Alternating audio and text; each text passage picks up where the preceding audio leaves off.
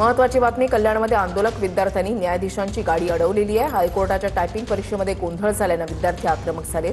कल्याण APMC market सेंटरमध्ये न्यायाधीशांची गाडी अडवण्यात आली आहे। 1.5 तासापासून विद्यार्थी आंदोलकांनी न्यायाधीश परवीन सय्यद यांची गाडीही रोखलेली आहे। तू या ठिकाणी बसलायस, काय नेमकं आता मागणी आहे तुझी?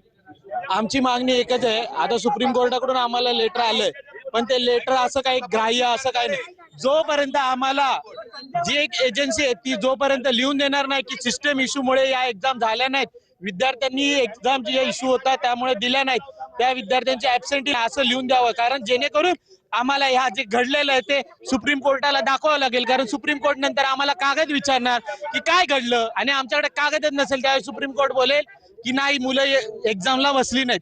मग आम्हाला एजन्सीकडून पाहिजे की तुमच्या सिस्टम इश्यूमुळे मुलांनी एक्झाम दिलेली नाही, आणि हा त्यांचाच इश्यू आहे। आणि त्वरित त्यांना जी दखल पाहिजे, ज्यांना जी माहिती लेखी स्वरूपात या एजन्सीकडनं हवी आहे की त्यांच्या दुर्लक्षितीकरणामुळे ही परीक्षा झाली नाही, ते त्वरित ते पत्र त्यांनी द्यावं।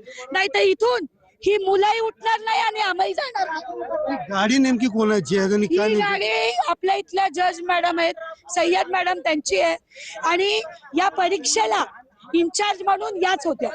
जो इन्चार्ज असतो आमच्याप्रमाणे जबाबदारी पण त्यांनीच घेतली पाहिजे। कॅमेरा पर्सन निर्मल सह सुनील जाधव, विनय मराठी,